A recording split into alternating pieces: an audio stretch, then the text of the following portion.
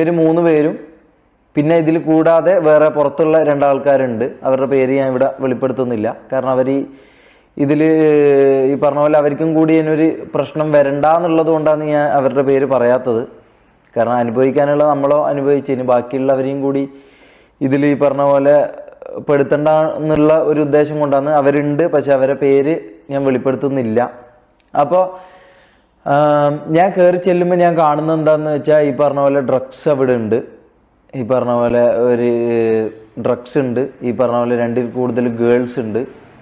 അതായത് റിലേഷൻഷിപ്പായിട്ടല്ലാതെ ഉള്ള രീതിക്കുള്ള ഗേൾസ് ഉണ്ട് അവിടെ. ഇങ്ങനൊരു കൂട്ടത്തിലേക്കാണ് ഞാൻ പോകുന്നത്. ഇങ്ങനൊരു കൂട്ടത്തിലേക്ക് ഞാൻ പോയി. അപ്പം ഒരു ദിവസം അല്ലെങ്കിൽ ഒരു 3 ദിവസം ഞാൻ ഈ പറഞ്ഞ കാര്യങ്ങളിലൊന്നും ഞാൻ ഏർപ്പെട്ടിരുന്നില്ല.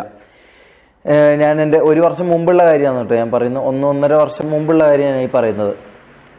അപ്പം ആ സമയത്താണ് ഈ പറഞ്ഞ സംഭവങ്ങൾ അല്ലെങ്കിൽ ഈ പറഞ്ഞ കാര്യങ്ങൾ ഞാൻ യൂസ് ചെയ്തുകൊണ്ടിരുന്നത്. അതിന് ശേഷം ഞാൻ ഇന്നേ വരെ ഇത്തരം ഒരു കാര്യങ്ങളും ഞാൻ യൂസ് ചെയ്തില്ല. അതുകൊണ്ടാണ് ഞാൻ ധൈര്യപൂർവ്വം ക്യാമറയുടെ മുമ്പിൽ ഞാൻ ഈ പറഞ്ഞ പോലെ ഇത് ടെസ്റ്റ് ചെയ്യാനും ഇതെടുക്കാനും ഞാൻ അത്രയും ധൈര്യപൂർവ്വം റോഡിലിറങ്ങിപ്പോയി ഇത് ചെയ്യാനുള്ള കാരണം എന്ന് വെച്ചാൽ അതാണ്. അതിൻ്റെ റിസൾട്ട് ഇപ്പോൾ ഒരു 2-3 ഡേയ്സിൽ കിട്ടും.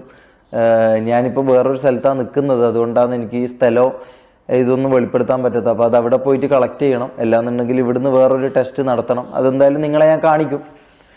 കാരണം ഞാൻ തെറ്റ് ചെയ്തില്ല എന്നുള്ള ബോധം അല്ലെങ്കിൽ ഈ പറഞ്ഞ പോലെ മുൻപ് ചെയ്ത തെറ്റ് ഏറ്റു പറയാനും ആ തെറ്റ് ഞാൻ സമ്മതിക്കാൻ ഞാൻ തയ്യാറാണ്. അല്ലാതെ